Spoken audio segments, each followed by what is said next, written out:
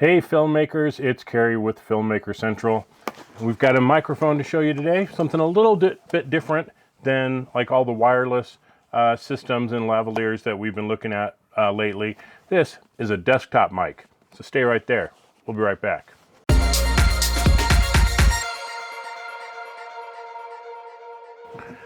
Okay, what we have here is the Comica STA-U1 cardioid condenser USB microphone. Now this is, like I said, it's different than some of the other systems that we've been looking at in the past, like the Comica Boom-X-D Pro, the DJI mic. This is a desktop mic, and this is going to be used for voiceovers, for ADR, or for your Zoom meetings, things like that. So we're going to take a look at it, see if this is worth it, and really what it's all about here. This is a $60 microphone. So $65, $60 to $65, depending on where you buy it. And let's take a look at what we got. We'll dig right in. We've got a user manual. We have this weighted base, and this is really nice. I like this little base. We have the microphone itself. Even though it looks like it's got a microphone on the front and back, it's just the front. You have your gain control over here, mute button, and kind of your meters are on here. And then on the back you have a headphone out, so you can monitor in real time what it's doing, make sure it sounds good, and USB-C. So we just go ahead, and this is like a 3/8 mount, so should be able to mount up pretty easily to just about anything. But this weighted base is nice because it's just not gonna tip over on you.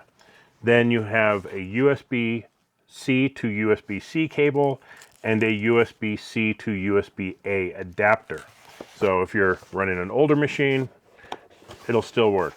Yeah, mine had a little damage on the box from the little top of the base. No big deal. Nothing inside was harmed, so not a big deal. The microphone itself seems like it's pretty good quality. It's like all metal construction. The little sides tighten up so you can kind of lock in whatever angle you want. Wow. Yeah, pretty tight. Okay, there we go. Got it loosened up there. And yeah, this can swing 360 degrees, so you get just the right angle that you want. And 6-foot cable. That's nice. You know, so many times we complain that cables aren't long enough, or they, especially with power cords, they never quite reach where they should, like the ground.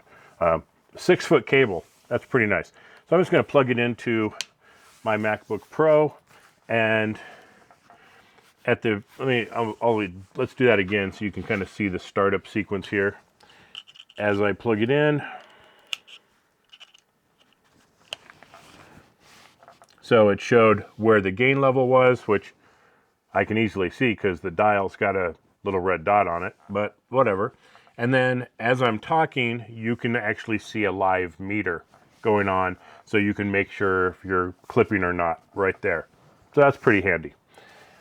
Okay, so right now I'm going to go ahead and switch over to recording with the microphone. So pretty much everything you hear from this point, well, as soon as I start recording. So now everything that you hear is coming from the Comica STA-U1. Before I was using the DJI mic going into the camera. The microphone is right here, but now I've switched over to the Comica.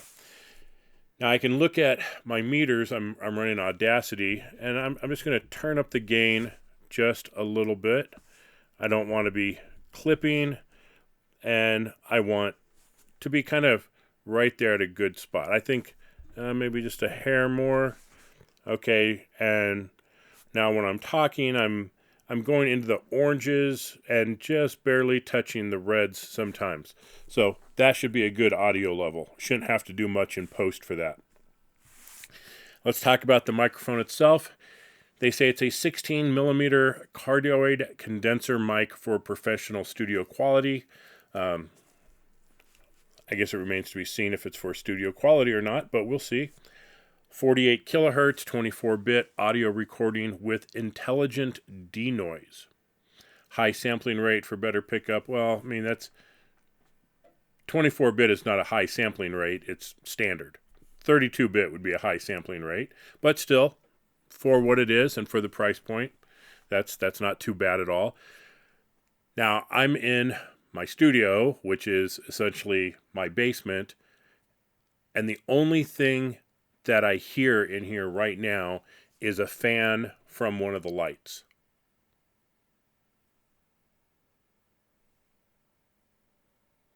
How's that? Does it sound pretty good? All right, so USB-C digital output basically should work with Windows, Mac, Android, iOS, Chrome, Raspberry Pi, phones, computers, PS4, PS5, Xbox, anything that can take a digital audio input should work with this. Funny, I should actually try this with like a DJI Action 2, since that takes digital input. That'd be, I don't know why I would ever need a desk microphone for that, but whatever. The RGB light design gives you real-time monitoring of the audio dynamics. We'll touch on that. We'll decide whether that's a good thing or not. The stepless gain and volume control, very nice. The one key mute, just a button on the front. Internal pop filter. So yeah, behind the metal screen is just kind of a little like piece of foam to block the plosives. And I mean, from my tests, maybe I don't do a lot of them or something, but I think it sounds pretty good. Full metal material, great shielding performance. I mean, there you have it. It is what it is. Now, like I said, as I'm talking over here, you can see the audio dynamics going. If I have a complaint about this microphone, this is really the only thing. And okay, let's talk about it. So, if I'm looking at this and I'm like, "Oh, I'm running way too hot." So now I'm going to turn it, and now that turns blue, so I can see where my gain is, which I have an indicator right here on the button. There's a red dot telling me where I'm at. So as I turn that, now, okay, where am I? So there's, let's see, 1, 2, 3. There's almost a 3-second delay from changing the gain until you can see that audio dynamic again, that meter. And when you're trying to get things dialed in and you want to get it just right, by looking at this, well, that 3-second delay can really add up. That is really my only issue with the microphone at all. I mean, the size is a little big and everything, but I don't care.